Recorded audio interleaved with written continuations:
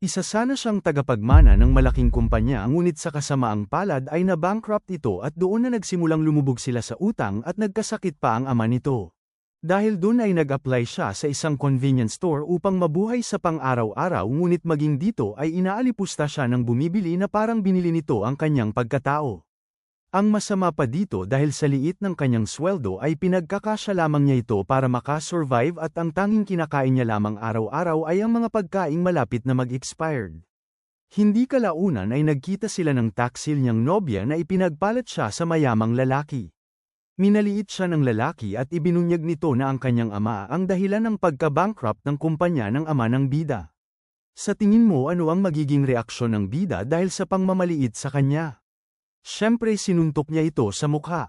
Kakaiba itong bida natin dahil mayroon siyang paninindigan kahit na nahihirapan. Di kalaunan ay mayroon siyang napagdesisyonan at doon na magsisimula ang kanyang paghihiganti para sa kanyang pamilya. Ang hindi alam ng lahat na siya ang maalamat na pinakamalakas na manlalaro sa isang laro. Kaya napagdesisyonan niya na magbalik loob sa kanyang laro dahil pwede na siyang makalakam dito ng malaking pera.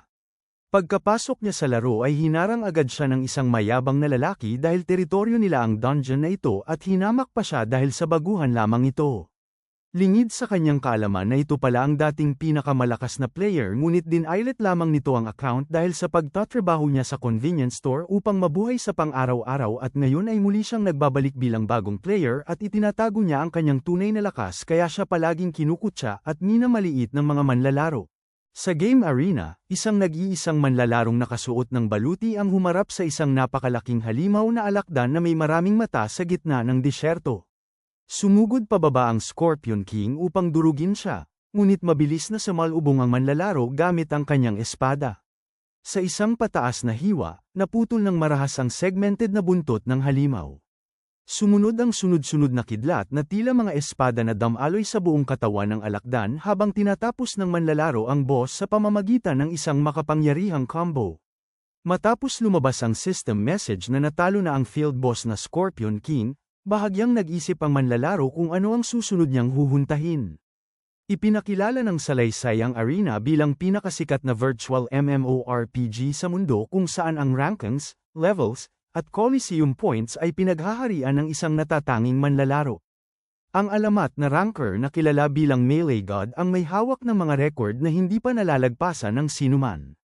Ngunit dumating ang panahon na nagpasya siyang iwan ng arena at ituon ang sarili sa totoong buhay. Sa araw na yon, pinili niyang tuluyang talikuran ang laro. Sa isang kafe, nagulat ang kanyang kaibigang si Kwon Yong Chan nang malamang binura ni Hyunwoo ang kanyang arena account. Kalmado lamang na sinabi ni Hyunwoo na hindi siya maaaring maglaro habang buhay at kailangan niyang harapin ang realidad. Tumutol si Yong Chan dahil sayang ang karakter na unang ranggo at ang mga item na nagkakahalaga ng libu-libong dolyar. Ipinaliwanag ni Hyunwoo na umalis siya upang walang pagsisihan at naniniwala siyang dapat para lang sa kasiyahan ang mga laro.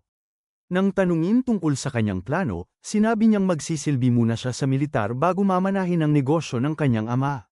Habang nagrereklamo si Yong Chan tungkol sa pagiging mayaman ni Hyunwoo, nagkwento ang mas matandang bersyon ng sarili nito na minsan ay buong kumpiyansa niyang sinabi ang mga salitang yon, ngunit pinatunayan ng buhay na hindi ito madaling hulaan. Lumipas ang 2 taon at sa isang convenience store, isang lasing na customer ang maingay na naghahanap ng isang partikular na pulang produkto. Ngumingiti ng pilit si Hyunwoo habang pinapagalitan sa maling napili niyang item.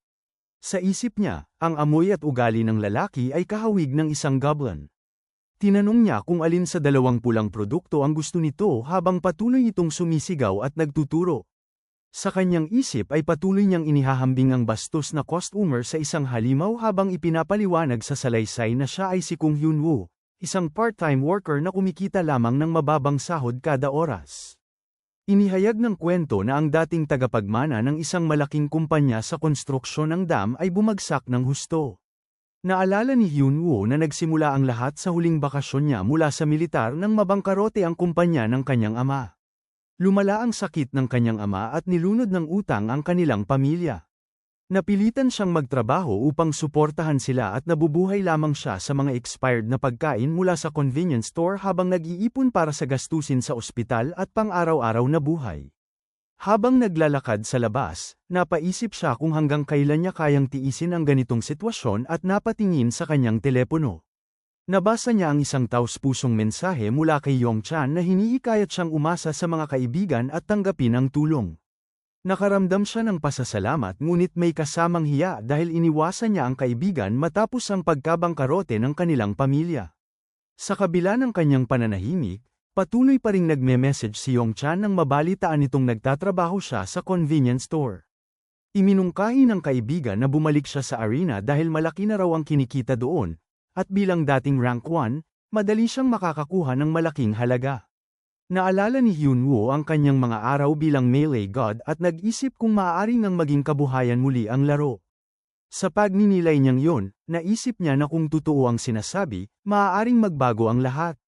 Lumipas ang oras at sa isang mall na puno ng tao, napatingin siya sa isang mamahaling arena connection pod na nakadisplay.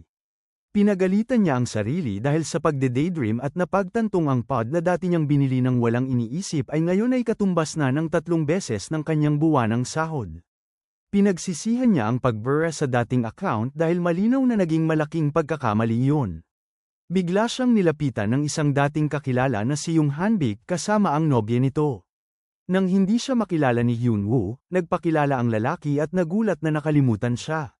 Naalala ni Hyunwoo na anak ito ng dating business partner ng kanyang ama. May halong pangungutya, sinabi ni Hanbik na tila hindi siya naging mahalagang tao noon. Sagot ni Hyunwoo ay maikli at malamig habang kunwari nagbibiro lamang si Hanbik.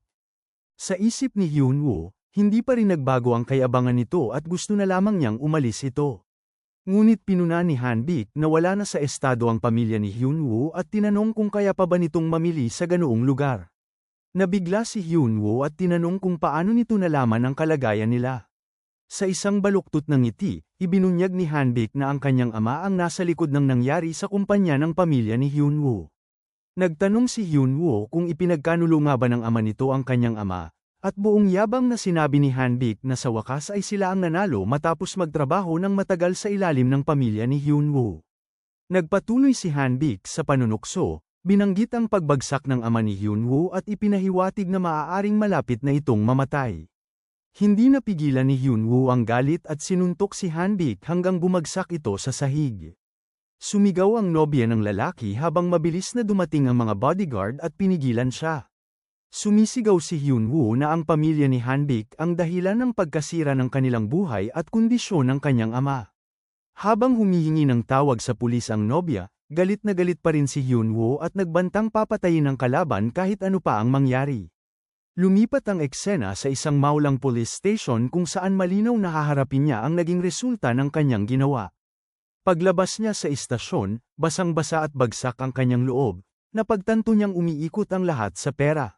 Habang naglalakad sa ulan, nangako siyang maghihiganti kay Hanbik na hindi lamang nagtaksil sa kanilang pamilya kundi ipinagmamalaki pa ito.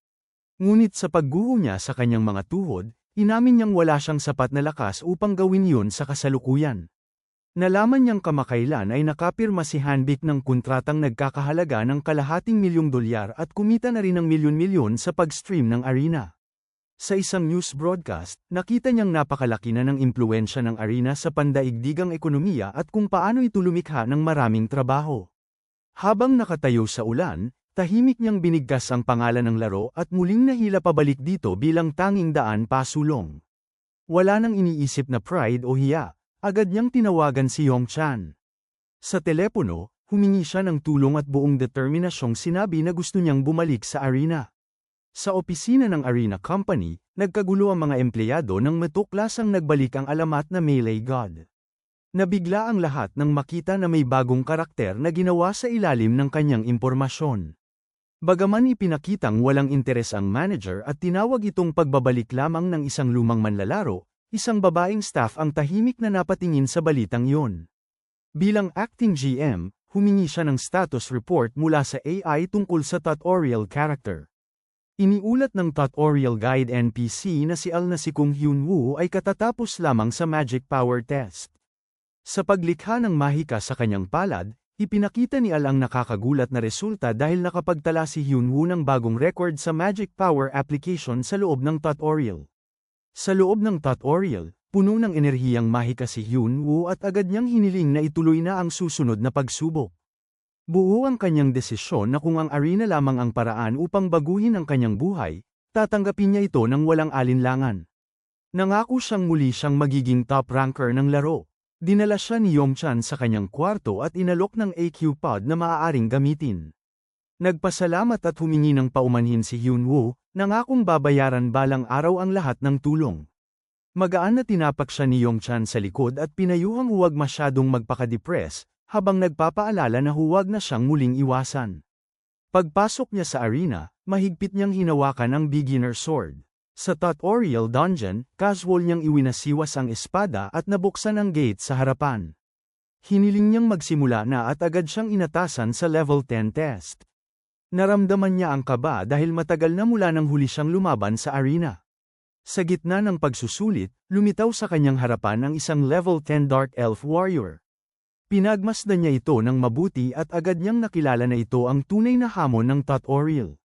Kinilala ng system ang kalaban bilang isang level 10 Dark Elf Warrior. Iniisip ni Hyunwoo na magandang panimulang hamon ito ngunit pinilit niyang pakalmehin ang sariling pananabik.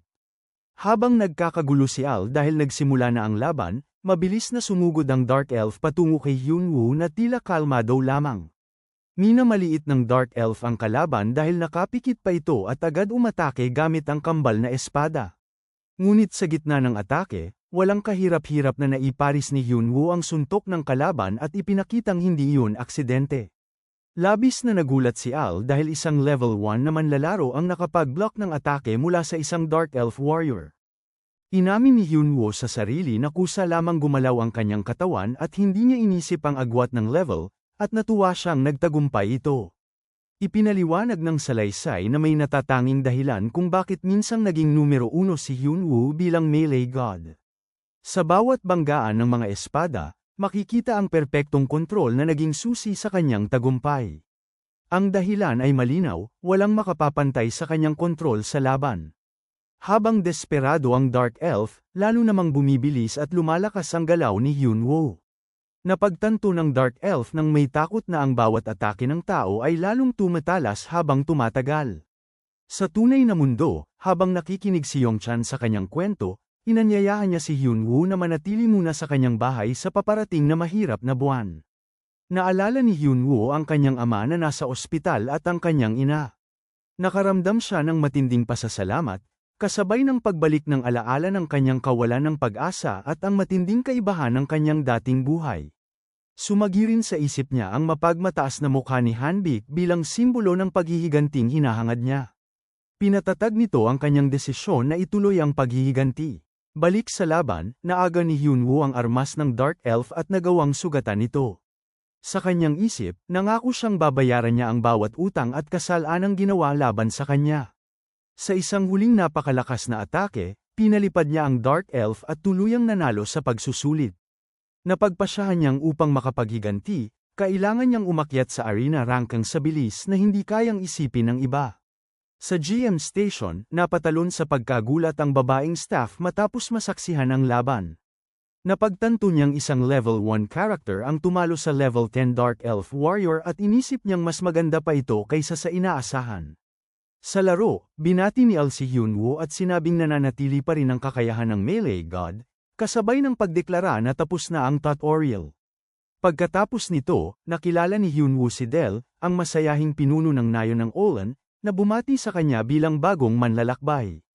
Ipinakilala ni Del ang sarili at ibinigay ang reward chest bilang gantimpala sa pagtatapos ng test.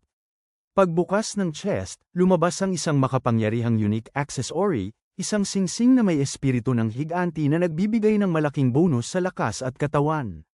Masayang isinuot ni Hyunwoo ang singsing at naramdaman niyang matatag ang simula ng kanyang pagbabalik. Nagpadala si Yongchan ng mensahe at tinanong kung natapos na niya ang tutorial.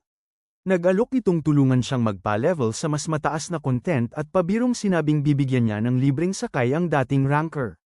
Tumanggi muna si Hyunwoo dahil mayroon siyang mahalagang item na kailangang gawin at ipinangakong ipapakita ito sa tamang oras. Nagtaka si Yongchan kung ano agad ang balak niyang gawin sa kakaumpisang laro. Palihim na humiram si Hyunwoo ng 50 ginto mula sa kaibigan dahil naalala niyang wala pala siyang pera. Ipinaalala ng salaysay ang isang minamahal na consumable noon sa arena na tinatawag na XP Potion na nagpapabilis ng pagkuha ng karanasan. Napakahalaga nito sa merkado ngunit bigla itong nawala nang maglaho ang misteryosong supplier. Ipinahiwatig ng kwento na hindi yun ang tunay na nangyari. Isiniwalat ni Hyunwoo na siya mismo ang orihinal na supplier at alam pa rin niya ang recipe, kaya maaari niyang itakda ang anumang presyo kapag muli niyang sinimulan ang produksyon. Sinuri niya ang kanyang mga nakalap na sangkap at napansin niyang ang huling ingredient lamang ang hindi pa bumabagsak, kaya kailangan niyang pumasok sa isang dungeon. Sa pasukan ng dungeon, hinarang siya ng isang gwardya mula sa Black Skull Guild na nagdeklara na teritoryo nila ang lugar at hindi welcome ang mga baguhan. Dahil kailangan ni Hyunwoo ang dungeon para sa huling sangkap, kinwestiyon niya ang awtoridad ng lalaki ngunit inutusan siyang umalis ng mapayapa. Dahil nagmamadali, dumaan lamang siya at pinagsabihang tumabi ang lalaki. Agad na inundayan ng guild member ang kanyang ulo gamit ang espada at tinawag siyang newbie habang pinapaalis ng bastos. Nang marinig ang pagtawag sa kanya bilang baguhan, tumigil si Hyunwoo at lumingon habang hinahawakan ang talam ng kalaban. Sa isip niya, nakasalalay ang kanyang buhay sa larong ito at wala siyang panahon na sayangin. Nagmungkahi siya ng mataas na pusta na duel kung saan mabubura ang karakter ng matatalo at hinamon ng kalaban na huwag umurong. Ipinaliwanag ng salaysay na ang character deletion bet ay nangangahulugang tuluyang mabubura ang karakter ng matatalo, isang panganib na halos walang gumagawa. Tinatanggap ng guild member ang hamon ng may kumpiyansa, naniniwalang siguradong talo ang inaakalang baguhan. Ipinahayag ng kwento na ang sandaling iyon ang magsisimula ng tradisyon ng character deletion bets. Inanunsyo ng system na si Kung Hyunwoo ang nagtakda ng kondisyon ng duel. Nilinaw na winner takes all ito at nakataya ang pagbura ng karakter. Kinumpirma ng system na tinanggap ni Park Jun ang laban at opisyal na nagsimula ang duel. Sinabihan ni Hyunwoo ang kalaban na magpaalam na sa kanyang karakter dahil matatapos niya ito sa loob ng 5 minuto. Habang sumusugod, binalaan niya itong huwag matakot at ituring ang laban bilang isang mahalagang aral. Muling pinaalala ng system na nagsimula na ang duel habang sinusubukan ni Park Jun kung nagbabluff lamang ang kalaban. Agad na umatake si Hyunwoo gamit ang agresibong espada. Nagbanggaan ang kanilang mga talam sa mabilis na palitan habang iniisip ni Park na hindi kayang sabayan ng newbie stats ni Hyunwoo ang kanyang bilis. Ipinagyabang niya na hindi makakasabay ang kalaban, ngunit kalmadong na-block ni Hyunwoo ang bawat atake. Nabigla si Park at pinagpawisan ng mapagtantong napigil ang kanyang mga suntok. Habang tumatagal ang marahas na laban, nagtaka siya kung paano nakakayanang sumabay ng mas mababang level na kalaban at nagsimulang maghinalang may unique item ito. Sa patuloy na pag-iwas at palitan ng galaw, napansin ni Park na ang kilos ni Hyunwoo ay hindi kailanman naging kilos ng isang tunay na baguhan at nagsimula siyang matakot kung sino ba talaga ang kaharap niya. Kalmadong napansin ng bida ang kaba ng kalaban habang naglalabas ng simpleng atake. Sa pagmamasid sa mga butas sa depensa ng kalaban, agresibo siyang gumanti sa bawat palitan ng espada. Sa gitna ng laban, huminto siya sandali nang mapansin ang isang hindi inaasahang pagkakataon. Ang kalabang may kulay ube ang buhok ay nabigla dahil tila hindi ramdam ni Hyunwoo ang sakit, kaya nagalit ito at inisip kung manhid ba ang kanyang mga pakiramdam. Buo ang kumpiyansa ni Hyunwoo habang pinaga niya ang buff na giant strength na pansamantalang nagpapataas ng lakas. Sa bagong lakas, direkta niyang sinalubong ang kalaban at dinaig ito sa isang mabagsik na banggaan. Nagpanik ang kalaban nang mapagtantong nalalamangan siya ng taong inakala niyang baguhan. Napuno ng takot ang kanyang mga mata habang nauunawaan ang laki ng agwat nila. Sa isip nito, tinanong niya kung sino talaga ang nakakatakot na bagong dating. Mistulang napakalaki at nangingibabaw, sinunggaban ni Hyunwoo ang kalaban na parang walang kalaban-laban na manika. Pinuna niya ang pagka-distract nito sa gitna ng laban at ipinahayag na tatapusin na niya ang lahat. Napagtanto ng lalaking kulay ube ang buhok na paparating na ang huling atake at desperadong sinubukang depensahan ito, ngunit bigla niyang naramdaman na hindi na niya makontrol ang sariling katawan. Nakatayo ng kalmado si Hyunwoo matapos na maibaba na pala niya ang kalaban bago pa man ito makaramdam. Ipinaliwanag niya na kung walang pakiramdam ng sakit, Hindi man lang nito malalaman kung gaano kalala ang tinamong pinsala. Lumabas ang system message na nagwagi siya sa duel at matatanggap ang mga gantimpala ayon sa winner-takes-all na patakaran. Habang kinukuha ang loot mula sa bangkay ng kalaban, natuwa siya sa dami ng nakuha niyang items at nagpas siyang hanapin ang huling sangkap na kailangan. Lumipat ang eksena sa Oscan Workshop, isang lugar na puno ng malalaking production capsules para sa paggawa ng items. Isang capsule system na gumagawa ng kagamitan sa halip na mga manlalaro ang nagtapos ng produksyon. Nabanggit ni Hyunwoo na minsan lamang ito magamit kada buwan ngunit natutuwa siyang naalala niya kung paano ito gamitin. Natapos ng capsule ang isang sinaunang rapid growth elixir na nagpapataas ng experience gain ng 20% sa loob ng 4 na oras. Hawak ang elixir, nagplano siyang gamitin ito upang kumita ng malaking halaga ng pera. Ipinahayag ng salaysay na sa araw na yon, isang napakalakas na EXP potion ang biglang lumitaw sa auction ng arena trading site at nagdulot ng matinding pagkabigla sa mga manlalaro. Dahil iisa lamang ang nakalistang potion, nagunahan ang mga manlalaro mula sa iba't ibang bahagi ng arena upang makipag-agawan dito. Ang sobrang taas ng demand ay nagpabilis sa pagtaas ng presyo hanggang sa tuluyang maibenta ang potion sa halagang 5,000 ginto, na higit na mas mataas kaysa sa anumang naunang record. Kinuwenta ng bida na pagkatapos mabayaran ang mga gastusin sa ospital ng kanyang ama at ang sariling pang-araw-araw na pangangailangan, may matitira pa siyang humigit kumulang 2,000 ginto, isang halagang mas mainam kaysa sa kinikita niya sa part-time na trabaho. Napagtanto niyang maging streamer man siya o professional na gamer, kailangan niyang mag-level up, kumuha ng mas mahusay na kagamitan, at pataasin ang kanyang lakas sa laban. Habang pinaplano ang mahusay na paggamit ng natitirang pondo, bumili siya ng mga praktikal ngunit bihirang gear set tulad ng wind-spirited leather coat, red mole leather pants, at isang matalim na mahabang espada na nagpapataas ng kanyang stats. Isang matandang NPC ang nagulat sa bagong anyo at aura niya at napansing malaki ang kanyang ipinagbago. 2 babae ang nagtsismisan tungkol sa kakaiba niyang kasuutan at inisip pa kung sumali siya sa isang kulto habang paatras na umiiwas sa kanyang hitsura. May ibang manlalaro namang nangutya at inihalin tulad siya sa naglalakad na traffic light dahil sa hindi tagmang makukulay na armor at pantalon. Bagamat nahihiya, pinatatag niya ang loob at ipinangako sa sarili na mas mahalaga ang praktikalidad kaysa sa itsura habang humihingi ng quest sa matandang NPC. Lumipat ang eksena sa isang grupo ng mababangis na pulang matang forest wolves na sabay-sabay na umaalulong. Matatag siyang tumayo habang sumusugod ang mga lobo mula sa lahat ng direksyon. Mabilis siyang sumalakay sa gitna ng grupo at sunod-sunod na hiniwa ang mga kalaban. Habang tinutusok ang isang lobo, napansin niyang mas magaan ang kanyang galaw dahil sa pinahusay na stats at bagong kagamitan. Habang napapalibutan ng mga lobo, napagpasyahan niyang sulit pala ang mamahaling items dahil kitang-kita ang epekto sa kanyang depensa at pag-atake. Matapos ang pangangaso, hindi na niya inalala ang usapin ng porma dahil epektibo ang kanyang setup na nagbigay daan upang matapos ang quest na pumatay ng 15 forest wolves at mangolekta ng kanilang mga pangil. Pinatatag niya ang sarili sa paalala na nakataya ang kanyang buhay at hindi siya naglalaro para lamang sa kasiyahan, at bawat sandali sa laro ay katumbas ng pera. Itinakda niya ang susunod na layunin na harapin ang Goblin Dungeon at maabot ang level 10 bago matapos ang araw. Sa labas ng dungeon entrance, napansin niya ang napakaraming manlalaro na nagtitipon. Pagpasok niya sa lugar, malinaw kung gaano kasikat ang Goblin Dungeon dahil sa dami ng tao. Isang mabigatang armor na mandirigmang naghahanap ng melee damage dealer ang nag-alok sa kanya na sumali sa party ngunit huminto muna upang suriin siya ng mabuti bago tuluyang tanggapin. Napansin ng mandirigma na wala siyang poison immunity items kaya iminungkahi nitong humanap siya ng newbie party dahil mas advance ang kanilang grupo. Nasaling ang pride ni Hyunwoo nang tratuhin siyang baguhan at ipinakita niyang kaya niyang iwasan ang goblin poison kahit walang immunity. Isang priestess mula sa grupo ang nagpaliwanag na unang beses pa lamang nilang papasukin ang dungeon at magalang na inanyayahan siyang sumama para sa kanyang karanasan. Sa mainhing paraan, muli siyang inanyayahan ng babae na maging party member.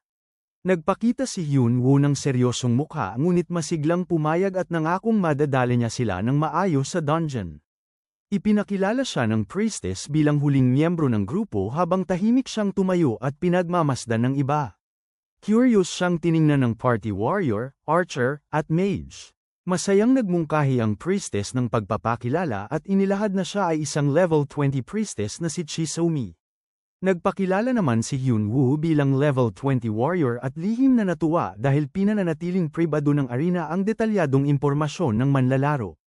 Nagpakilala rin ang iba bilang level 24 warrior na si Choi Ji-woo, level 22 archer na si Park Chilman, at level 23 mage na si Jia. Nagtanong si Ji-woo kung kaya ba niyang lumaban sa goblins ng walang resistance gear, ngunit sinabi ni Hyunwoo na sapat ang kanyang mechanics. Ipinagtanggol ni Somi ang desisyon niyang kunin siya sa grupo. Direktang sinabi ni Ji-woo na ayaw niyang mamatay dahil sa bagong recruit kaya napalo siya ni Somi sa inis habang tahimik na natatawa si Hyunwoo sa likuran. Nagkasundo ang grupo na susubukan muna ang kanyang kakayahan bago magpatuloy papunta sa Hobgoblin boss. Sa loob ng dungeon, lumitaw ang nakakatakot na mukha ng mga goblin na may kumikislap na mata. Isang grupo ng goblins na may hawak na simpleng armas at kalasag ang sumugod habang sumisigaw ng matinis. Bumuo ng porma sayon ang party para sa unang laban, kung saan si Ji-woo ang nanguna habang naghahanda ang iba ng mahika at mga pana. May ilang goblin na gumamit ng blowgun at nagpakawala ng darts patungo sa grupo. Hinarang ni Ji-woo ang mga ito gamit ang kalasag at nagbabala sa mga nasa likuran. Inihayag ng mage at archer na handa na sila at sabay na pinakawalan ang double shot at magic arrow na tumama sa mga goblin at pumatay ng marami. Habang pinuputol ni Hyunwoo ang isang goblin, napansin niyang maayos pala ang koordinasyon ng grupo sa kabila ng mga naunang pag-aalala. Habang pinagmamasdan ang suporta ng bawat isa sa laban, nagtaka siya kung bakit pa siya inimbitahan gayong matatag na ang kanilang teamwork. Gayunpaman, nagpasya siyang hindi na ito mahalaga basta makakuha siya ng experience at makapag-level up. Ipinakita ang larangan ng labanan na puno ng naglalahong bangkay ng goblin matapos ang matagumpay nilang clearing. Habang nagpapahinga, sinabi ni Ji-woo na halos isang oras na silang nangangaso. Pinuri ni Jia at Chilman ang kanyang husay sa espada at tinanong kung gumagamit siya ng espesyal na item, ngunit sinabi lamang niyang mahusay ang kanyang mechanics. Humingi si Somi ng maikling pahinga upang makarecover bago harapin ang Hobgoblin boss, at sumang-ayon si Ji-woo habang binibigyang diin ang kahalagahan ng paghahanda. Nalaman ni Hyunwoo na si Ji-woo lamang ang nakatalo na noon sa Hobgoblin at nagulat siyang hindi pa ito nagagawa ng iba. Ipinaliwanag ni Ji-woo na mahirap ang Hobgoblin para sa party na nasa low 20 levels at inutusan si Somi na bantayan ang timing ng buffs habang pinapayuhan si Jia na magtipid ng mana. Binalaan din niya si Chilman na iwasang tamaan ang kakampi gamit ang pana, na tila may pinaghuhugutan mula sa nakaraan. Sa isip ni Hyunwoo, nag-alala siya na baka siya ang tamaan ng maling pana ng archer. Makalipas ang ilang sandali, ginamit ni Chilman ang detection ability at inilapag ang kumikislap na kamay sa lupa upang hanapin ang boss room. Natukoy niya ang kinaroroonan ng pugad ng Hobgoblin at itinuro ito sa grupo. Sa loob ng silid, makikita ang nakabaluting Hobgoblin na nakaupo sa trono at napapalibutan ng mas maliliit na goblin bilang boss ng dungeon. Inilahad ni Ji-woo ang plano, kung saan ang rearguard ang hahawak sa mga maliliit na goblin habang siya at si Hyunwoo ang haarang sa boss, at si Somi ang magbibigay ng buff sa lahat. Inihanda ni Ji-woo ang kanyang armas bilang hudyat ng pagsisimula ng raid. Sa basbas ng priestess na nagpalakas ng kanilang stats, sabay-sabay na sumugod ang buong party laban sa Hobgoblin. Umungal ang nagngangalit na boss at sumabak sa labanan kasama ang mga alipors nito. Pinutol ni Hyunwoo at Ji-woo ang mga goblin habang papalapit sa pangunahing kalaban. Sa gitna ng kaguluhan, may napansin si Hyunwoo na kakaiba habang nakikipaglaban ng malapitan. Biglang nagtipon ng Hobgoblin ng madilim na mahika at bumuo ng mapanganib na kulay ubing bola sa kamay nito. Agad niyang napagtanto ang panganib at nagbabala kay Ji-woo na umiwas. Nablock ni Ji-woo ang unang dark ball gamit ang kalasag ngunit ang lakas ng impact ay marahas siyang tinangay palayo at ibinangga sa pader, ikinagulat ng buong grupo. Napaisip si Hyunwoo kung isa ba itong bihirang mutant Hobgoblin na marunong gumamit ng dark magic. Alam niyang magiging sakuna kung makakakast pa ito ng isa pa kaya nagpasya siyang umatake bago pa muling makapag-ipon ng mahika ang boss at humingi siya ng cover mula sa rear guard. Ngunit abala ang backline sa pag-aasikaso sa sugatang si Ji-woo kaya galit niyang inutusan ang mga ito na suportahan siya. Halos mag-isa siyang nakikipaglaban sa mga goblin at sa isip niya ay tila naglaho ang teamwork ng grupo. Nagsimulang bumuo ng ikalawang Dark Ball ang Hobgoblin at napagtanto niyang halos kumpleto na agad ang spell dahil sa bilis nito. Tumilim ang kanyang paningin habang mabilis na kumilos. Biglang may pana na tumagos sa mata ng Hobgoblin kasabay ng kanyang pagyuko, at muntik na pala siyang matamaan nito. Ang palaso ay bumaon ng malalim sa bungo ng boss dahilan upang sumigaw ito sa sakit. Pinagalitan ni Hyunwoo si Chillman dahil sa mapanganib na pagkakamali sa kritikal na sandali at inisip na parang gusto na siyang mapahamak ng grupo. Habang paulit-ulit na humihingi ng paumanhin ng Archer, bumalik ang kanyang focus at nagpasya siyang unahin ang pagpatay sa Hobgoblin kaysa sa pakikipagtalo, determinado siyang hindi mamamatay sa isang simpleng Hobgoblin. Pinakawalan niya ang isang makapangyarihang finishing slash. Habang nanghihina ang Hobgoblin, sumigaw siya sa rear guard upang tapusin na ito. Nabigla ngunit agad na kumilos ang mage at archer at sa wakas ay nag-coordinate ng maayos para sa huling pag-atake. Ang pinagsamang atake nila ay tumama sa buong katawan ng Hobgoblin at nagbigay ng panghuling pinsala. Lumabas ang system message na nagsasabing nalinis na ang Cave Hobgoblin boss habang nagdiwang ang buong party sa kanilang tagumpay. Pinuri ng mga kasama si Hyunwoo bilang pangunahing dahilan ng kanilang tagumpay at masiglang tinawag siyang astig habang tahimik niyang kinukwestiyon sa isip ang kilos nila. Si Chillman ay kabadong lumapit at sinubukang tiyakin na aksidente lamang talaga ang naunang maling tira ng pana. Sa usapan tungkol sa loot, nagkasundo ang grupo na si Hyunwoo ang nararapat tumanggap ng mga nakuha kabilang ang random pet egg, pera, at isang Dark Ball spellbook. Sa isip ni Hyunwoo, nag-alala siyang baka magbago ang ihip ng hangin kung kukunin niya ang lahat, kaya pinag-isipan niya kung gaano karami ang dapat niyang angkinin. Sa huli, nagpasya siyang kumuha lamang ng isang item upang maiwasan ang anumang alitan. Sinabi niya kay Somi na ang egg lamang ang gusto niya at wala siyang pakinabang sa spellbook, bagay na ikinagulat ng babae dahil sa pagiging mapagpakumbaba niya. Pagkatapos nito, magalang siyang nagpaalam at sinabing maaari silang muling mangaso sa ibang pagkakataon habang ipinagpaliban muna ang usapin tungkol sa friend requests. Habang papalayo, naisip niyang sa mundong puno ng posibleng manaksak sa likod, hindi siya maaaring maging kampante kailanman. Lumipat ang eksena sa kanya habang mabilis na tumatakbo mag-isa sa mga lansangan ng bayan. Nang tingnan niya ang status window, nakumpirma niyang naabot na niya ang level 10 ayon sa plano. Bahagya siyang ngumiti dahil maaari na siyang magpatuloy sa susunod na layunin. Dumiretso siya sa napakataas na class tower upang kunin ang kanyang unang class advancement. Ipinaliwanag ng salaysay na ang class tower, na kilala rin bilang Tower of Advancement, ang lugar kung saan nagpapalit ng klase ang mga manlalaro, at bawat palapag nito ay tumutukoy sa iba't ibang class path kaya mahalagang puntahan ng mga level 10 players. Sinuri niya ang paglalarawan ng random pet egg at nalaman niyang maaari itong mapisa sa loob ng isang oras sa pamamagitan ng magical incubation, at maaaring lumabas mula sa ordinaryong hayop hanggang sa dragon. Nagpasya siyang simulan ng pagpapapisa habang ginagawa ang class change upang sabay na matapos ang dalawa. Sa loob ng warrior floor, sinalubong siya ng manager na si Kan at kinumpirma kung nais niyang maging warrior. Pinagtibay niya ang pasyang yun habang pinuri ni Kan ang kanyang pagpili at ipinaliwanag na hindi gaanong mahalaga ang unang class kumpara sa mga susunod na advancement. Ipinaliwanag din ni Kan na kakaiba ang warrior floor dahil huhusgahan nito ang pagiging karapat-dapat sa pamamagitan ng isang duel. Pumili ng espada si Kan at iminungkahing simula na ang pagsubok, at ibinigay kay Hyunwoo ang unang galaw. Agad itong pumayag at sumugod ng mabilis gamit ang espada. Nagbanggaan ang kanilang mga talam sa isang mabagsik na palitan habang nagpakawala si Hyunwoo ng malakas na opening strike. Namangha si Kan at napansing matalim ang atake at halatang bihasa ito sa espada. Habang pinagmamasdan ang galaw ng kalaban, napansin niyang hindi ito lumalaban tulad ng ordinaryong adventurer at karapat-dapat na agad bilang warrior. Nagpatuloy ang mabilis na palitan ng suntok at depensa.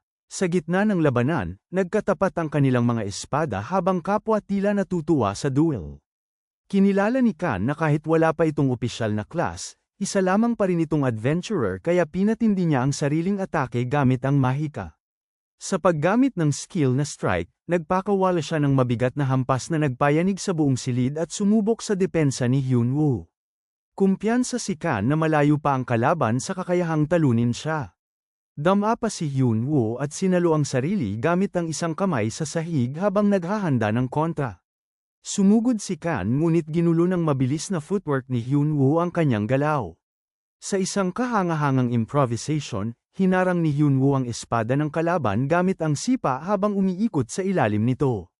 Nagulat si Kan nang mapigil ang kanyang espada sa ganoong paraan, habang si Hyunwoo ay napasigla dahil gumana ang biglaang ideya.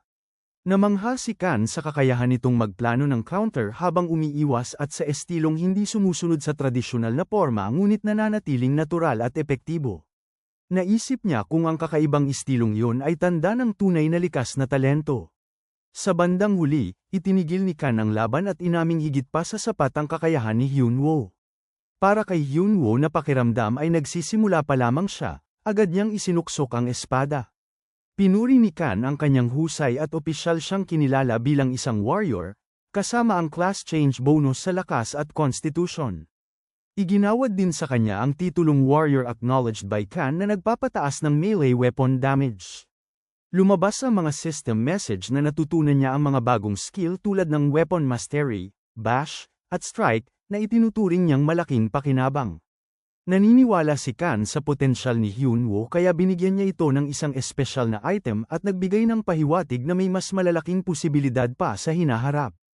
Nag-anunsyo ang system na nakatanggap siya ng bagong quest. Ipinaliwanag ni Kan na kapag sapat na ang kumpiyansa niya sa sariling lakas, kailangan niyang hanapin ang may-ari ng coin na ibinigay sa kanya, isang kabalyerong nagngangalang Lebron of Kian, upang makuha ang isang mahalagang skill. Naalala ng bida na si Lebron ay isang commander sa arena at kinikilalang pinakamalakas na kabalyero ng imperyo, kaya agad siyang na-excite sa ideya na makuha ang skill nito bilang gantimpala, habang sa isip ng NPC ay may pagdududa kung tama bang ibigay ito sa kanya. Bigla niyang tinapos ang usapan at nagtungo sa mataas na dungeon tower. Paglabas, nagulat siyang nakapag-trigger siya ng isang hidden quest at napaisip kung anong kondisyon ang natugunan niya. Nang makita niyang i-grade lamang ito, nagpasya siyang kailangan muna niyang mag-level hanggang sa humigit kumulang level 50 bago seryosohin. Isang system notice ang lumabas na nagsasabing mapipisa na ang kanyang misteryosong egg sa loob ng 1 minuto. Naalala niya ang egg sa kanyang inventory at habang hawak ang kumikislap na itlog, umasa siyang bibigyan siya ng swerte at baka makakuha pa ng unique pet. Habang nagsisimula itong mapisa, pabiro niyang naisip na magiging problema ang magpalaki ng dragon. Nang sumabog ang itlog sa liwanag, sabik siyang umasa na dragon ang lalabas ngunit sa halip ay isang maliit na nagsasalitang oso ang lumitaw at ipinakilalang sarili bilang pet. Natigilan siya habang ipinagmamalaki ng oso ang sariling kagandahan. Nabigla siya dahil nakakapagsalita ang alaga, habang ang oso ay tila nagtatakang bakit yun kahanga-hanga. Naisip niya na napakabihira ng mga talking pet at posibleng unique ito, kaya maaaring magamit para kumita bilang entertainment. Sa pag-aakalang maaari itong pagkakitaan, hinayaan niyang sumampa ito sa kanyang balikat habang ang oso ay tila ipinagkakaloob lamang ang pagkakataong pagsilbihan nito. Inutusan siya ng oso na kumilos habang sa isip niya ay tila nagiging magulo ang lahat, ngunit may isang bagay siyang siguradong alam. Hinawakan niya ang oso at inisip na napakainis ng nilalang na lumabas mula sa kanyang pet egg, dahilan upang malito ang oso. Sa inis, nagpasya siyang kailangan itong disiplinahin at inihagis ito palayo. Lumipas ang oras sa tahimik na kagubatan. Kahit may mga pasa, buong yabang na nagreklamo ang oso dahil sa pagkakatama ngunit itinuring pa rin ng bida bilang karapat-dapat na master. Tinukso pa nito ang amo na hinding-hindi raw magkakaroon ng babae, dahilan upang muli siyang mapalo ng bida. Habang nagrereklamo ang oso tungkol sa marahas na amo, sinuri niya ang status window nito at nakita niyang maayos ang combat at buff stats. Nagpasya siyang pangalanan ng oso na Tangi, isang palayaw na tumutukoy sa isang tamad na oso. Masayang tinanggap ng oso ang pangalan at agad pang nagmungkahing magdiwang sila. Ngunit humingi ng paumanhin ng bida dahil kailangan na niyang mag-log out, bagay na ikinapagtampo ni Tangi dahil kakapanganak pa lamang nito. Naiwang mag-isa ang oso sa kagubatan habang naglalag off ang kanyang amo, at sa isip nito ay tila malupit ang kanyang master. Sa totoong mundo, inalis ng bida ang VR helmet at naisip niyang napakahaba ng oras na ginugol niya sa laro. Tinanong siya ng kaibigan kung ano ang nakuha niya, at sinabi niyang nakakuha siya ng class at pet. Nang marinig na may class na siya, sinabi ng kaibigan na maaari na silang magsimulang maghanda ng isang bagay, dahilan upang malito siya. Ipinaliwanag ng kaibigan na ang tinutukoy nito ay ang kanyang debut bilang streamer, bagay na ikinagulat niya. Sa isip ng bida, paulit-ulit na umalingaw-ngaw ang salitang streamer. Habang mag-isa, napaisip siya na malaki nga ang kinikita sa streaming, at sinabi ng kaibigan na may pabor itong hihingin. Ipinahayag nito na nais niyang i-record ang bawat play session upang ma-edit bilang World Arena promo video. Nag-alala ang bida dahil mahirap mag-post sa World Arena, ngunit tiniyak ng kaibigan na siya na ang bahala sa pamamahala. Ipinaliwanag din nito na dadagsa ang viewers kapag nalaman nilang nagbabalik sa streaming ang dating top player, at napansin ng bida na mas excited pa ang kaibigan kaysa sa kanya. Inamin ng kaibigan na hindi niya maitago ang saya dahil ito ang debut ng melee god na si Kung Hyun-woo. Sa huli, pumayag ang bida na subukang maabot ang inaasahan nito.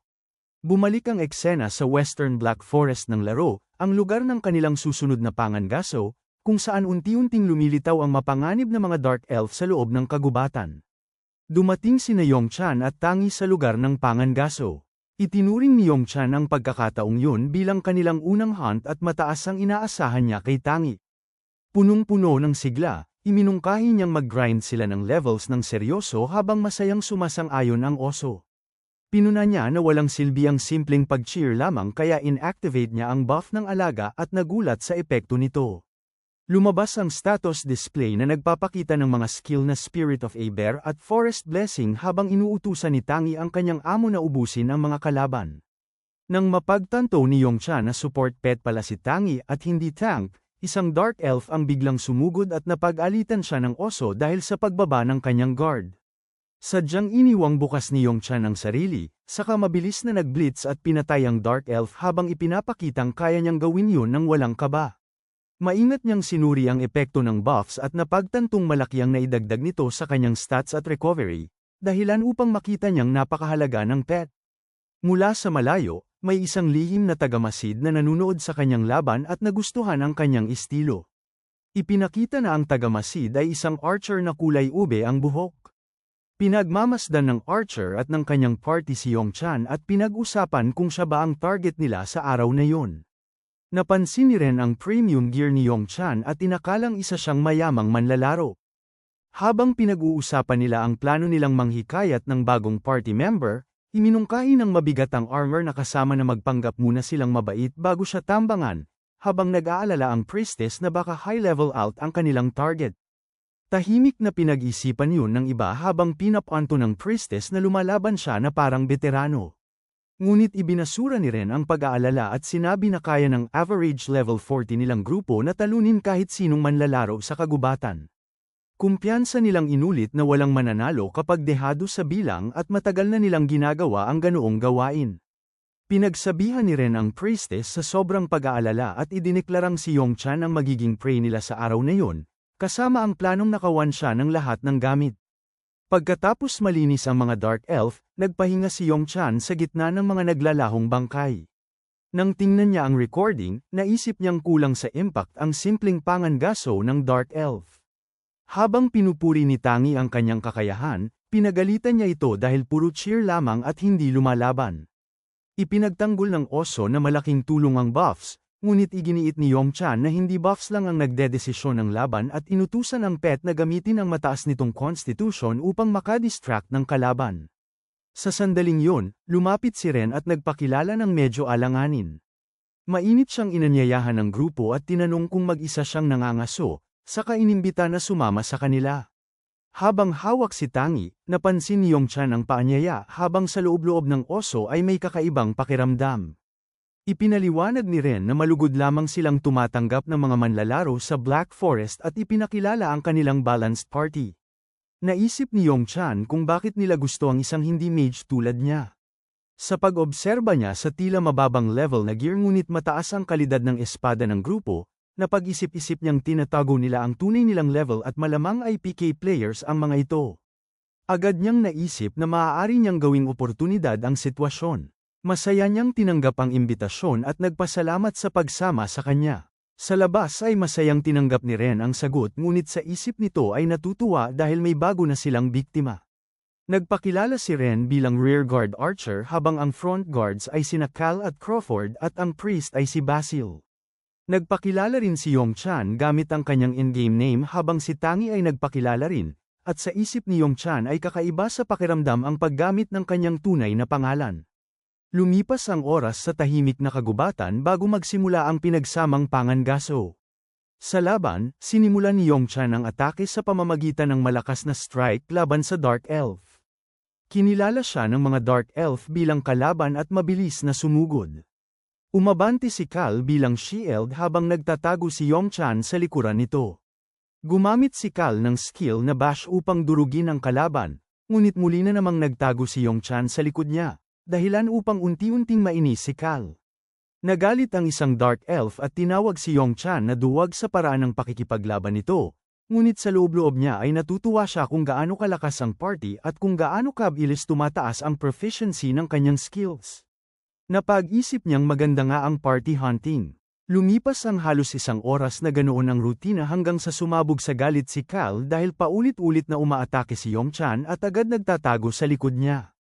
Pakiramdam ni Cal ay ginagamit lamang siya at nagreklamo pa na kahit peking miss attacks ay hindi tumatama dahil laging umiiwas si Yong Chan. Pinakalma siya ni Ren at ipinaalala na hindi naman pangangaso ng halimaw ang tunay nilang layunin. Habang wala si Yong Chan, pinag-usapan ng party kung gaano katagal pa nila ipagpapatuloy ang pagpapanggap at nagpasya silang tapusin na ito sa laban-laban sa Chief Boss, na ipapakita nilang aksidente lamang. Hindi nila alam na narinig ni Tangi ang plano at agad itong nabahala. Ipinaalam ng oso kay Yong Chan na balak siyang pagtataksilan sa boss fight. Kinumpirma ni Yong Chan mula sa impormasyon ni Tangi na PK players nga ang grupo. Dahil nakakuha na siya ng levels at natapos ang layunin sa tulong nila, nagpasya siyang siya ang unang magtataksil. Naisip niya na ang video title na PK Player Gets Karma ay magiging magandang clip para sa editor niya. Habang tumatawa, nangako siyang babayaran nila ng maraming beses ang pagtatangkang manaksak sa likod, habang napansin ni Tangi na tila masama ang ekspresyon ng mukha niya. Pagbalik ng grupo, magalang na sinabi ni Yong Chan na ayos lang ang paghihintay. Inanunsyo ni Ren na pupunta na sila sa boss hunt at inimbitahan siyang sumama. Nagkunwaring nag-aalangan si Yong Chan at tinanong kung makakatulong ba siya, habang pinipilit ni Ren na kailangan nila ang kanyang damage kahit lihim itong naiinis sa pag-aalinlangan niya. Dahil sa tila papuri, pumayag siyang sumama sa boss hunt. Kinumpirma ni Ren na gagamitin nila ang parehong formation at tahimik na sumang-ayon ang lahat. Sa loob-loob ni Yong Chan ay nakangiti siya dahil ipapakita niya ang tunay na carry, habang nagpaplano si Cal na patayin siya sa tamang oras. Sabay-sabay nilang hinarap ang Dark Elf Chief kung saan sina Ren, Basil, at Yong Chan ay nasa long range. Napatunayang napakalakas ng boss habang marahas na nakikipagbanggaan sa frontliners. Biglang sumipa ng malakas ang Chief at tinamaan si Cal sa katawan, dahilan upang liparin ito. Habang nakahandusay, tinukso ng Chief ang mandirigma at sinabing madaling bumagsak ang mahihina. Ipinahayag din ng boss na ang mga humahamon sa Black Forest ay dapat malalakas at hinusgahan silang hindi pa handa. Nagtaka si Crawford kung bakit hirap na hirap ang level 40 party nila kahit mababa ang gear at tahimik na naghihintay sa senadorias ni Ren para sa pagtataksil. Naalala ni Ren ang plano nilang atakihin si Yong Chan kapag nakatuon ito sa training habang laban at ipinaliwanag na iyon ang tamang pagkakataon. Sinabi niyang magbibigay muna ng buff si Basil bago nila i-paralyze si Yong Chan para sabay-sabay nilang atakihin. Si Cal, na tila masyadong sabik, ay nagmungkahing pahirapan pa si Yong Chan kapag na-paralyze, at tinawag siya ni Ren na baluktot mag-isip. Nang matapos ang buffs at cooldowns, inutusan ni Yong Chan si Tangi na magsimula habang tahimik namang inutusan ni Ren si Basil na simulan ang plano. Nagcast si Basil ng blessing sa grupo at naisip ng iba na nagsisimula na ang pagtataksil. Inihanda ni Ren ang kanyang paralyzing arrow habang lihim na nakadikit si Tangi sa likuran niya. Biglang lumitaw si Tangi malapit sa ulo ni Ren at ginulo ito. Hinay pa ng oso ang tenga ni Ren kaya napaling ang kanyang tira at napahiya siya. Sa paniniwalang walang depensa si Yong Chan, naghanda si Cal na pahirapan ito para sa sariling kasiyahan, ngunit sa halip ay siya ang biglang tinamaan ng pana at kritikal na nasugatan. Nagpanik si Ren at sinisi si Tangi sa pagkagambala habang sumisigaw si Crawford, at itinaman ng oso ang pangalan nito na Tangi at hindi Tangerine. Nagkunwaring humihingi ng paumanhin si Yongchan at sinabing makulit lamang ang alaga habang tahimik na nagngingit-ngit si Crawford at nangakong papatayin siya. Habang patuloy na lumalaban kay Chief, naguluhan si Crawford sa kaguluhan. Sumigaw si Ren upang balan siya sa panganib mula sa likuran, ngunit agad siyang sinunggaban ng Chief at pinaalalahanang hindi maaaring magbaba ng guard ang mahihina. Sa dramatikong kilos, sumugod si Yongchan patungo sa Chief at tila hinihingi na pakawalan si Crawford. Tinitigan siya ng boss ng malamig at nagulat sa kanyang kilos. Ngunit nabunyag na ang sinaksak ni Yongchan ay hindi ang Chief kundi si Crawford habang hawak pa ito ng boss. Nanginginig si Crawford at hindi maunawaan kung bakit siya pinapatay ni Yongchan. Sa kalmadong paraan, ipinahayag ni Yongchan ang kanyang ultimate move na backstab. Napasigaw sina Ren at Basil sa takot habang nagtatanong kung ano ang ginagawa niya. Ngunit nagpanggap siyang inosente at ipinaliwanag na ang mga balak manaksak sa likod ay dapat handang masaksak din. Inuulit ni Tangi ang mga salitang binitawan noon ni Ren tungkol sa planong patayin si Yongchan sa boss fight, kaya tuluyang nabunyag ang kanilang balak. Nabigla si Ren nang mapagtantong alam na pala ni Yongchan ang lahat. Sa desperasyon, galit na nagpakawala ng mga pana sina Ren at Basil patungo kay Yongchan. Hinarang ni Yongchan ang sabayang pana ni Ren at Basil gamit ang sarili niyang power shot at ipinakita na madaling basahin ang mga diretso at simpleng lumilipad na palaso. Habang tumatawa, mabilis siyang sumugod upang atakihin sila habang ang Dark Elf Chief ay nanunood lamang at tila naaaliw sa nangyayari. Si Cal, na paralisado sa lupa, ay puno ng galit dahil hindi siya makatayo upang kalabanin si Yongchan at mahina itong nagrereklamo. Sa malamig na tono, sinabi ng Chief na dapat manahimik ang mga talo bago nito tuluyang tapusin si Cal. Kasunod nito, pinabagsak ni Yongchan si Basil sa isang mabilis na hiwa habang sumisigaw si Ren sa likuran.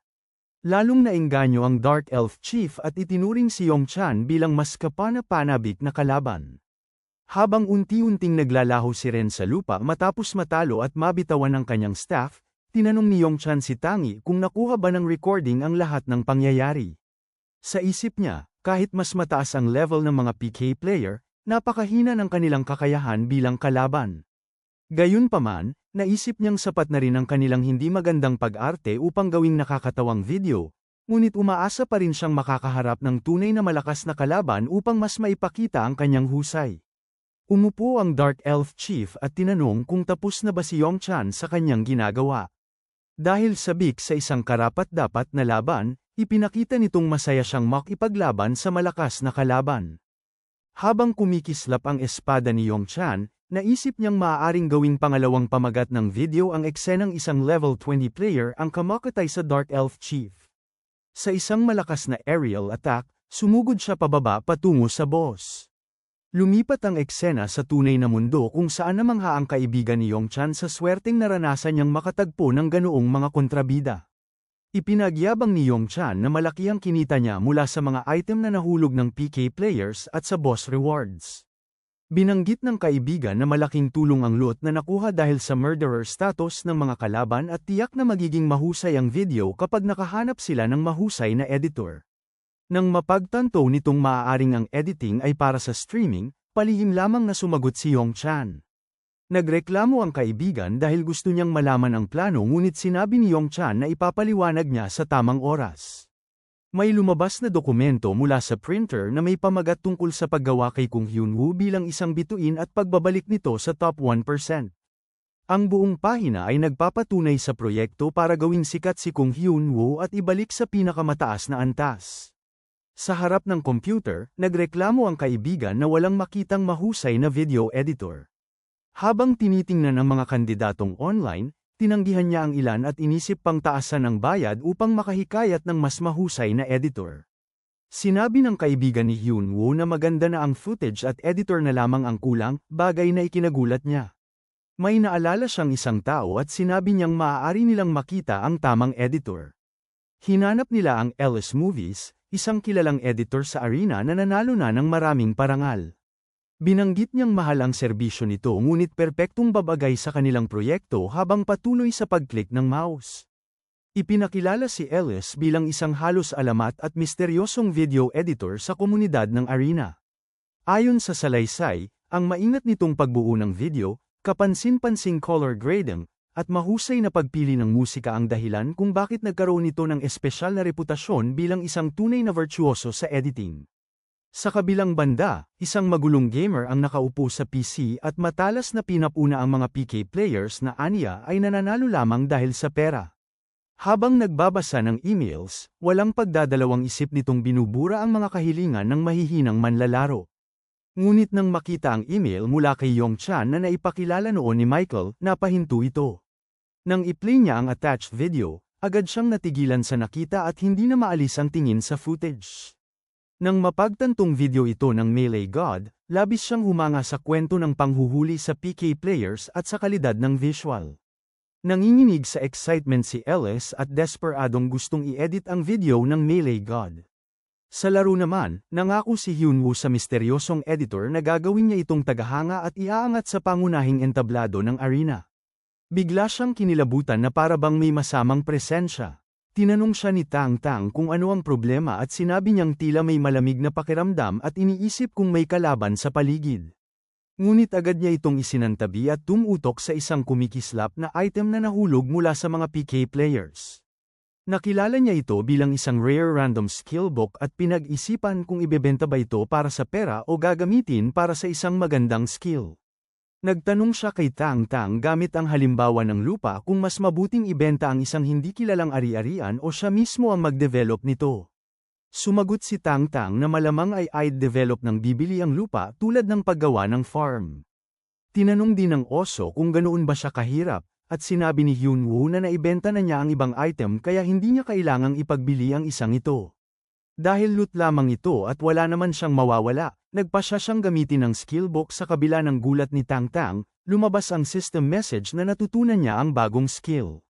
Nakuha niya ang passive rare skill na Blood for Blood na tumatagos sa 10% ng depensa ng kalaban, bagay na labis niyang ikinatuwa.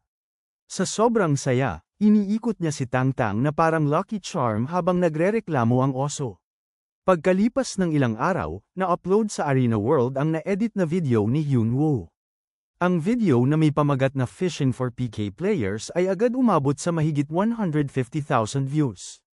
Dumagsa ang mga komento, marami mula sa mga manlalarong dati ng ginugulo ng PK players, at pinuri nila ang kalidad na animoy gawa ng Ellis-level editing. Ipinagdiwang ng kaibigan ni Hyunwoo ang mataas na views at pinuri ang editing ng Ellis Movies, iniisip na marahil ay pumayag ang editor sa mas mababang bayad dahil nagustuhan din ito si Hyunwoo. Nagpasya rin siyang i-upload ang video sa sarili niyang channel. Lumipat ang eksena sa isang mataas na gusali ng kumpanya kung saan pinapanood ng manager na si Kale ang video tungkol sa pangluloko sa PK players at natuwa sa baliktad na sitwasyon. Habang nanunood, napansin niyang hindi pa pala tapos ang video. Ipinakita ang laban ni Hyunwoo laban sa mabangis na Dark Elf Chief. Malinis na tumama si Hyunwoo sa boss at umungal ito sa galit bago nagpakawala ng malawakang area attack. Sumugod naman si Hyunwoo na handa ang espada. Napansin ni Kale na kahanga-hanga ang control ng isang manlalarong ganoon ang level na kayang talunin ang Dark Elf Chief ng madali. Napagpasyahan niyang nagsasayang lamang siya ng oras sa ibang kandidato at naniwalang may star potential ang manlalarong ito. Agad niyang inisip na dapat pirmahan ng Nike ang player mula sa channel na Argon at planong makipag-ugnayan dito. Nagbalik ang kwento sa hilagang bahagi ng Black Forest. Sunod-sunod na hiniwa ni Hyunwoo ang Meadow Orcs habang sumisigaw ang mga ito sa pagkakahiwa. Napansin ng natitirang mga orc ang tao at galit na sumigaw. Inutusan ni Hyunwoo si Tang Tang na magbigay ng buff at agad itong sumunod. Habang pinagmamasdan ng mga orc, napansin niyang mas mabilis na ang pag-level niya ngayon kumpara sa dati niyang buhay bilang melee god dahil sa mas magandang gear at kaalaman. Dahil huli na siyang sumali sa laro, determinado siyang umakyat ng mabilis sa rankings habang sumasalakay sa grupo ng mga orc. Lumabas ang status window na nagpapakitang si Kung Hyunwoo ay level 24 warrior na may mataas na lakas, constitution, agility, at kaunting magic. Matapos madaling linisin ang Metal Orcs, napansin niyang naging napakadali na ng mga ito at tila lumakas na rin si Tang Tang. Ipinakita ng pet status window na level 15 na ang oso na may mataas na magic at support skills, bagay na ikinagulat ni Hyunwoo. Nang ikumpara niya ang growth rate ng pet, napagtanto niyang mabilis ang pagtaas ng stats nito kaya malamang ay isa itong unique at mahusay na pet. Napansin niya ang malalakas nitong buffs at potensyal bilang tank sa hinaharap, kahit na patuloy itong nag-uutos na buhatin siya at kulang pa sa disiplina. Inutusan ni Hyunwoo si Tang Tang na maayos na lutin ang mga bangkay habang nagrereklamo ang oso na kuripot ang kanyang amo. Sa gitna ng mga patay na orc, may napansin siyang kakaibang kinang at pinulot ang isang hindi pamilyar na kwintas na gawa sa buto. Nagtaka siya kung bakit may ganitong item na nahulog sa lugar na yun. Biglang lumabas ang system message na nagbibigay ng bagong quest na may pamagat na Heir of the Meadow Tribe. Habang hawak ang kwintas, binasa niya ang detalye na nagsasabing ang item ay pag-aari ni Cancun, ang magiging susunod na pinuno ng Metawolf Tribe, at kailangan niyang dalhin ito sa kasalukuyang chief na si Raccoon. Isang panibagong prompt ang muling nagpatunay na nakatanggap siya ng bagong quest. Matapos mapatunayan ang sarili kay Boss Dakan, naisip ni Hyunwoo na kailangan niyang kilalanin ng isang boss monster. Excited namang hiningi ni Tang Tang na makita rin ang quest window. Inisip ni Hyunwoo na magiging mahirap ang laban-laban kay Champion Dakan at inakalang isang hindi kilalang NPC lamang ang chief na si Raccoon. Dahil sa kasabikang dulot ng secret quest line at nang makita niyang AD plus grade quest ito, nagpasya siyang kailangan muna niyang umabot sa hindi bababa sa level 30, kaya 4 pang level ang kailangan niya. Sa dulo, inihayag ni Tang Tang na nakagawa na siya ng isang desisyon. Nagpasya si Hyunwoo na mag-focus sa mabilis na pag-level at hinayla niya ang nagrereklamong si Tang Tang upang magpatuloy sa pangangaso. Makalipas ang ilang oras, nagreklamo si Tang Tang na mabagal pa rin ang pagtaas ng level. Sa isip ni Hyunwoo, isang level lamang ang nadagdag sa kanya at napagtanto niyang may limitasyon ang solo hunting. Habang galit na ipinapaalala ni Tang Tang na patuloy itong sumusuporta mula sa likuran, iniisip ni Hyunwoo na mas mabilis sana ang level ang kung may maayos at mapagkakatiwala ang party, habang hindi niya pinapansin ang reklamo ng oso. Biglang umalingaw-ngaw ang isang malakas na pagsabog sa kagubatan kaya napahinto si Hyunwoo. Pareho nilang inisip ni Tang Tang na maaaring gawa iyon ng mahika.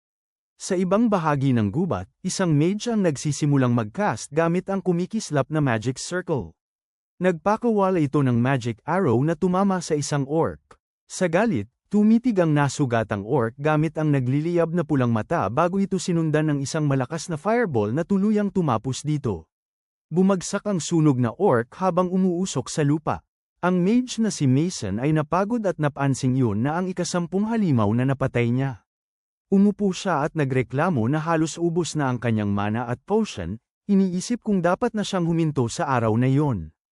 Inamin niyang may hangganan ang kayang gawin ng isang mage na nagsosolo hunt. Sa sandaling yun, biglang lumitaw sina Hyunwoo at Tang Tang sa likuran niya at magalang na kinausap siya, dahilan upang mabigla siya at mapagkamalan silang halimaw. Mabilis siyang naghanda ng panibagong spell at dahil sa inis na hindi makapagpahinga, agad siyang nagpakawala ng magic arrow patungo sa dalawa. Nang mapagtantong tao pala ang tina-target, nagpanik si Mason. Muntik nang tumama ang spell at nasunog lamang ang shoulder guard ni Hyunwoo. Habang kinikilabutan si Tang Tang sa delikadong atake, namangha si Mason sa kakayahan ni Hyunwoo na umiwas sa ganoong kalapit na tira at paulit-ulit na humingi ng paumanhin. Nagkapatawaran sila sa biglaang engkwentro at nagpakilala bilang Hyunwoo at Mason. Tinanong ni Mason kung ano ang kailangan ni Hyunwoo habang sa isip nito ay nagtataka siya sa kakaibang kasuutan at sa kasama nitong teddy bear. Matapos suriin ni Hyunwoo ang stats at bilis ng mage, inanyayahan niya itong bumuo ng hunting party. Iginiit ni Hyunwoo na malakas siya, at sa isip ni Mason ay malamang mahusay ang kakaibang manlalarong ito dahil nagawa nitong umiwas sa kanyang spell. Dahil pagod na rin sa solo hunting, pumayag si Mason at nagpasya na magandang oportunidad ito. Pinagtibay nila ang bagong party sa pamamagitan ng pakikipagkamay. Sa ibang bahagi ng Black Forest, nagsimula ang panibagong eksena. Isang nagngangalit na orc ang umungal bago agad na mahati sa isang mabilis na hiwa. Ang armored warrior na si Sean ay nagreklamo sa nakakainis na gawain habang lumalaban. Tinukso siya ni Gain dahil tila hindi siya nag-e-enjoy sa run habang malinaw na pareho silang miyembro ng Black Skull Guild. Isa pang miyembro ang masayang nagtanong kay Junwoo kung pakiramdam ba niya ay ligtas siyang kasama sila. Ang bagitong si Park Junwoo ay masayang nagsabi na unang beses niyang mabuhat ng mga senior mula sa sikat na guild. Ikinwento ni Junwoo na siya ay miyembro ng kilalang Black Skull Guild at nabura ang kanyang dating ID dahil sa isang aksidente. Dahil pinahahalagahan siya ng guild, inutusan siyang mag-power level ng bagong account sa pamamagitan ng bus run. Sinisi niya ang kanyang sitwasyon sa duwag na sumalakay sa kanilang teritoryo at tumalo sa kanya sa character deletion bet. Sa galit, nangako siyang maghihiganti at ipaparamdam ang galit ng guild habang napapansing kakaunti ang orc spawn sa araw na yon. Naisip ni Sean na may ibang malakas na party na naglilinis sa lugar, kaya malabo nilang maabot ang target na level 25 para kay Junwoo. Napansin ni Junwoo ang isang nagre-regenerate na orc at agad na binalaan ang mga kasama. Sumugod siya at ipinilit na siya na ang hahawak sa halimaw. Ngunit nang makarating sila, natuklasan nilang puno ng mga bangkay ng orc ang paligid. Samantala, masaya namang napansin ni Hyunwoo at Mason na mahusay ang partyang dahil mas mabilis ang leveling.